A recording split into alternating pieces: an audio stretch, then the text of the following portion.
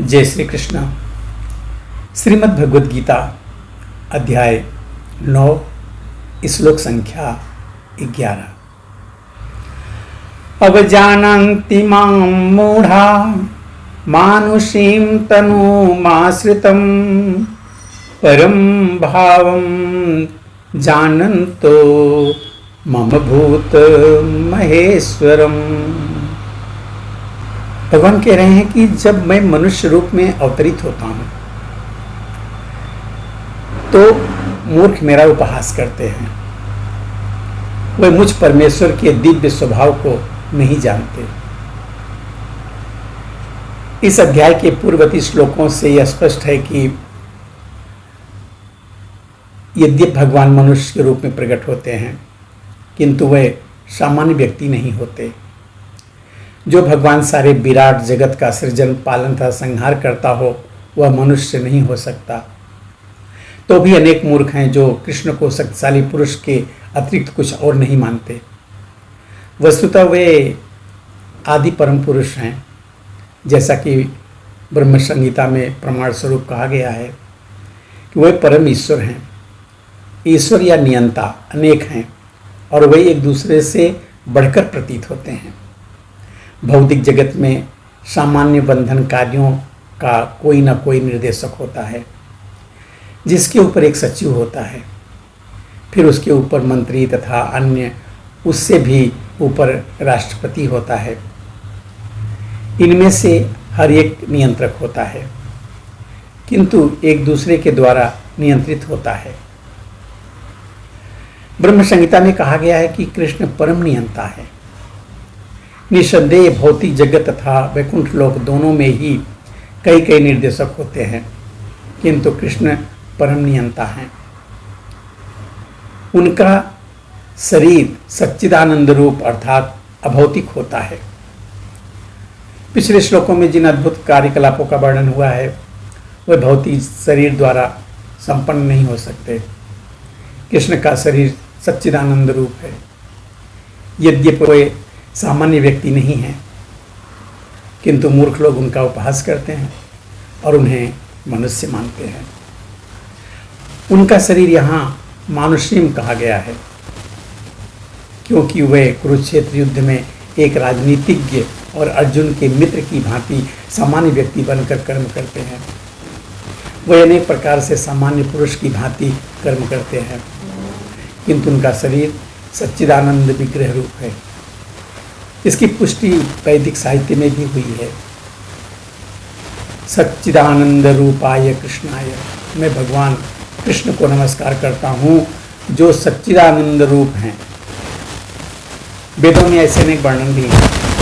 तमेकम गोविंदम, आप इंद्रियों तथा गायों के आनंद स्वरूप गोविंद हैं। सच्चिदानंद विग्रहम तथा आपका रूप सच्चिदानंद स्वरूप है। भगवान कृष्ण के सच्चिदानंद रूप होने पर भी ऐसे अनेक तथाकथित विद्वान तथा भगवद गीता के टीकाकार हैं जो कृष्ण को सामान्य पुरुष कहकर उनका उपहास करते हैं।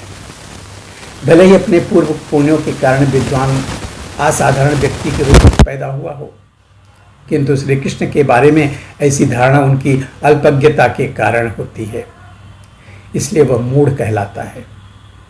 क्योंकि मूर्ख पुरुष ही कृष्ण को सामान्य पुरुष मानते हैं।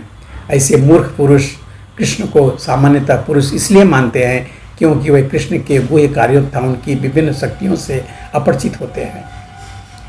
वो ये नहीं जानते हैं कि कृष्ण का शरीर पूर्ण ज्ञान तथा आनंद का प्रतीक है। वे प्रत्येक वस्तु के स्वामी हैं और किसी को भी मुक्ति प्रदान करने वाले हैं। चूंकि वे कृष्ण के इतने सारे दिव्य गुणों को नहीं जानते इसलिए उनका उपहास करते हैं। वे मूढ़ यह भी नहीं जानते हैं कि इस जगत में भगवान का अवतरण उनकी अंतरंगा शक्ति का प्राकट्य है। वे भौतिक शक्ति माया के स्वामी हैं। जैसा कि अनेक स्थलों पर कहा जा चुका है कि मम मया दुरातया, भगवान का दावा है कि यद्यपि भौतिक शक्ति अनंत प्रबल है किंतु वह उनके बस में रहती है और जो भी उनकी शरण ग्रहण कर लेता है वह इस माया के बस से बाहर निकल जाता है। यदि कृष्ण का शरणागत जीव माया के प्रभाव से बाहर निकल सकता है, तो भला परमेश्वर जो संपूर्ण विराट जगत का सृजन, पालन और संहार करता है, हम लोगों जैसा शरीर कैसे धारण कर सकता है। अतः कृष्ण विषयक ऐसी धारणा मूर्खतापूर्ण है। फिर भी मूर्ख व्यक्ति यह नहीं समझ सकते कि सामान्य व्यक्ति के रूप में प्रकट होने वाले भगवान समस्त परमाणुओं तथा इस विराट ब्रह्मांड के नियंता किस तरह हो सकते हैं। बृहत्तम तथा सूक्ष्मतम तो उनकी विचार शक्ति से परे होते हैं, अतः वे यह सोच भी नहीं सकते कि मनुष्य जैसा रूप कैसे एक साथ विशाल को और तथा अणु को बस में कर सकता है। यद्यपि कृष्ण असीम तथा ससीम को नियंत्रित करते हैं, किंतु वे इस जगत को से विलग रहते हैं।